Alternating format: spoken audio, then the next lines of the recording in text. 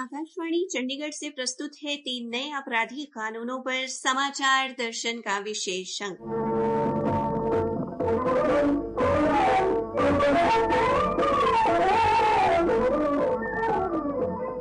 आज के अंक में शामिल है देश में 1 जुलाई से लागू हो रहे नए आपराधिक कानूनों को लेकर कानूनविदों से आकाशवाणी समाचार की विशेष बातचीत और भारतीय न्याय संहिता 2023 व भारतीय नागरिक सुरक्षा संहिता 2023 की व्याख्या।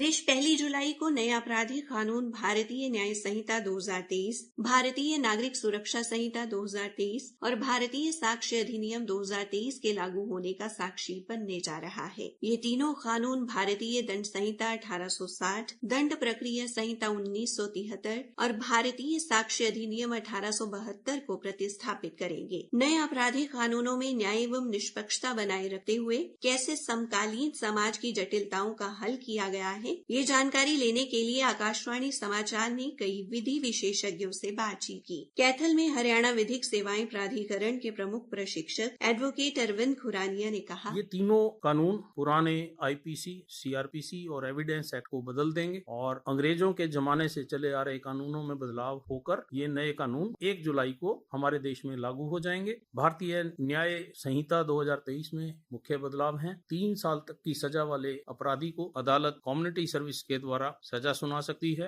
और 5,000 रुपए तक का जुर्माना लगा सकती है। इसका मुख्य उद्देश्य है कि मुख्य धारा में इन लोगों को शामिल करें, एक बार फिर से इनको मौका दें। लेकिन अगर यही अपराधी इसी तरह का अपराध दोबारा से करेंगे तो उनकी सजा इसमें कठोर हो जाएगी और एक सेक्शन 311 इसमें जोड़ा गया है जिसके द्वारा टेररिस्ट एक्टिविटीज का अपराधी भी इसमें सजा पा सकेगा। भारतीय साक्ष्य अधिनियम में 6 धाराएं जोड़ी गई हैं जिसके द्वारा डिजिटल एविडेंस को एविडेंस ट्रीट किया जाएगा। बहुत बड़े बदलाव हैं और इससे कानून कठोर होगा, अपराधियों को सजा मिलेगी और कोई भी अपराधी इससे बच नहीं पाएगा। आइए और जानकारी लेते हैं उप महाधिवक्ता प्रदीप चाहर से। आईपीसी की जगह लेने वाली भारतीय न्याय संहिता में 358 धाराएं हैं, वहीं आईपीसी में 511 धाराएं थी। इसी तरह सीआरपीसी की जगह लेने वाली भारतीय नागरिक सुरक्षा संहिता में पिछली 484 की तुलना में 531 धाराएं हैं। इंडियन एविडेंस की जगह लेने वाले भारतीय साक्ष्य अधिनियम में 170 धाराएं हैं। नए कानून में कई बड़े बदलाव भी किए गए हैं। इसमें राजद्रोह वाले पॉइंट को हटाया गया है। हालांकि सशस्त्र क्रांति, विध्वंसक गतिविधियां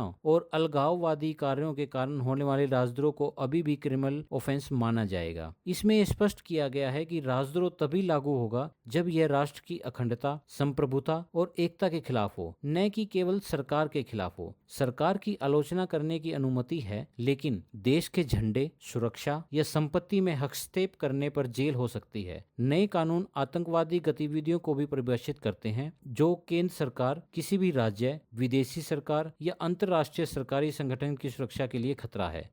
इन कानूनों में पहली बार टेररिज्म को परिभाषित किया गया है। इन कानूनों के तहत जो भी शख्स देश को नुकसान पहुंचाने के लिए डायनामाइट या जहरीली गैस जैसे खतरनाक पदार्थों का इस्तेमाल करते हैं, उन्हें आतंकवादी माना जाएगा और उन पर मुकदमा चलाया जाएगा और इस अभियोजन के लिए एक पब्लिक प्रोसिक्यूटर नियुक्त किया जाएगा जो कि अपने कार्य में लीन होगा। अंबाला के जिला सत्र न्यायालय में हम मिले अधिवक्ता शशांक गुप्ता से। उन्होंने नए कानूनों के उद्देश्यों पर प्रकाश डालते हुए कहा, जो ये नई कानून है इनका जो मेन एम है वो ये है कि जो कोर्ट के अंदर जो काफी सारी जो प्रोसीडिंग्स है उनको कम करना। इसके अंदर सरकार की तरफ से ये कोशिश है कि जो 3 साल से जो क्राइम है जिनकी सजा कम है उनके ऊपर थोड़ी ढील दी जाए और उनको जेल में डालने से अच्छा ये है कि उनको कम्युनिटी सेंटर जो सोसाइटी की सर्विस के अंदर उनको लगाया जाए। इसके अलावा सरकार कानूनों के अंदर कुछ और भी नई तरह की क्राइम्स ऐड करें जिसमें आर्म्ड रेबेलियन अगेंस्ट गवर्नमेंट और किसी और तरह का रेबेलियन सरकार के खिलाफ वो रिकॉग्नाइज करें एज क्राइम्स, जिसके अंदर अब सरकार कड़ी से कड़ी कार्रवाई करेगी। और एविडेंस है इसके अंदर फॉरेंसिक रोल बहुत बढ़ा दिया है सरकार ने इन तीनों के अंदर, जिसके बाद अब जो फॉरेंसिक एक्सपर्ट होता है उसका रोल बहुत बढ़ जाएगा। सरकार गवाहियों पे तो फैसला सुनाएगी पर उसका जो मेन होगा वो फॉरेंसिक होगा। पंजाब एवं हरियाणा उच्च न्यायालय के अधिवक्ता पंकज भवरा ने भारतीय न्याय संहिता और भारतीय नागरिक नागरिक सुरक्षा संहिता 2023 के प्रावधानों पर चर्चा की। इन तीनों नए कानूनों में पिछले 3 कानून से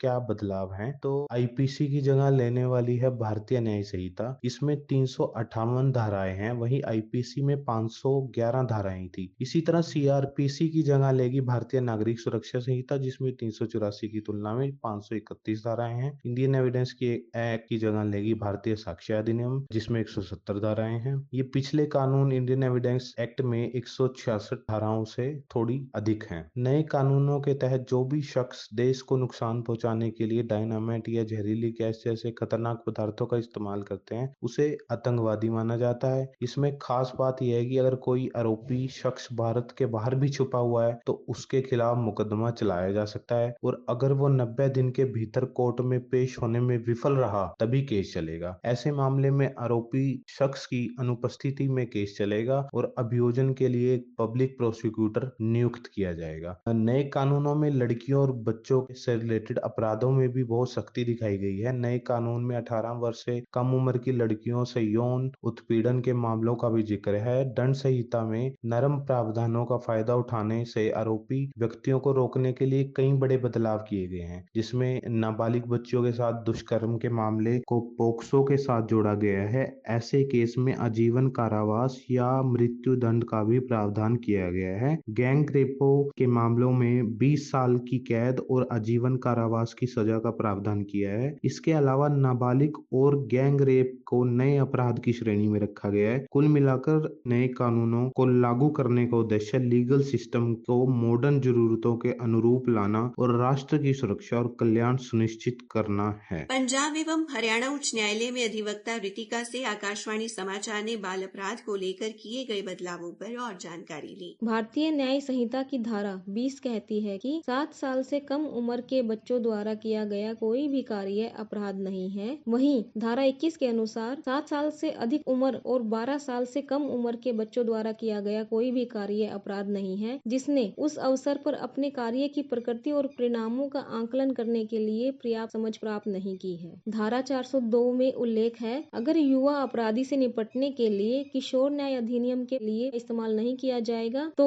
न्यायालय द्वारा विशेष कारण दर्ज किए जाएंगे। प्ली बार्गेनिंग, जो कि भारतीय नागरिक सुरक्षा संहिता धारा 300 में बताई गई है, के प्रावधान बच्चों के खिलाफ अपराधों पर लागू नहीं किए जाएंगे। भारतीय नागरिक सुरक्षा संहिता की धारा 401, जो अच्छे आचरण के लिए या चेतावनी के बाद परीक्षा पर रिहा करने के आदेश की बात करती है, वह किशोर न्याय अधिनियम को प्रभावित नहीं करेगी। भारतीय नागरिक सुरक्षा संहिता से सीआरपीसी की धारा 27 को हटा दिया गया है, जो कि किशोर अधिनियम के आने से अनावश्यक हो गई थी। किशोर न्याय अधिनियम के अनुसार कानून का उल्लंघन करने वाले बच्चों को पुलिस द्वारा पकड़ा जाएगा। ऐसे बच्चों को नामित बाल कल्याण पुलिस अधिकारी के प्रभाव में रखा जाना चाहिए, जो बच्चे को 24 घंटे के भीतर किशोर न्याय बोर्ड के समक्ष प्रस्तुत करने के लिए बाध्य हैं। बच्चों को पुलिस लॉकअप में नहीं रखा जाना चाहिए या जेल में बंद नहीं किया जाना चाहिए। सर्वोच्च न्यायालय एवं दिल्ली उच्च न्यायालय में अधिवक्ता अजय तेजपाल से भारतीय न्याय संहिता 95 और 96 पर चर्चा की गई। पुराने कानून दंड प्रक्रिया संहिता 1973 में हुए बदलाव का जिक्र करते हुए उन्होंने बताया, भारत न्याय संहिता 2023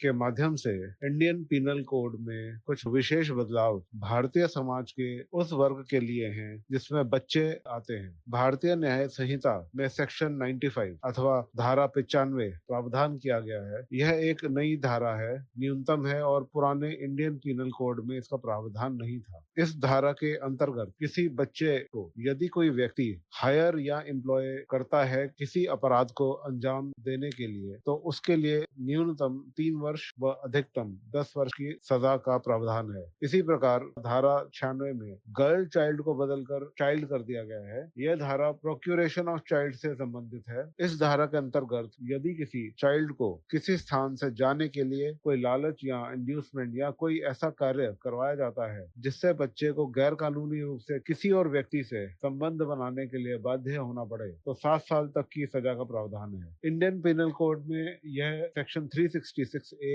अथवा धारा 366A में केवल गर्ल चाइल्ड के लिए थी। हम कह सकते हैं कि भारत सरकार द्वारा किए गए संशोधन सराहनीय है। आकाशवाणी समाचार से बातचीत में सभी कानूनविदों ने माना कि नए आपराधिक कानून न केवल लोगों की मुश्किलें कम करेंगे, बल्कि देश के कानूनी ढांचे को आधुनिक बनाने में भी मददगार साबित होंगे। इसी के साथ समाचार दर्शन का ये अंक समाप्त हुआ।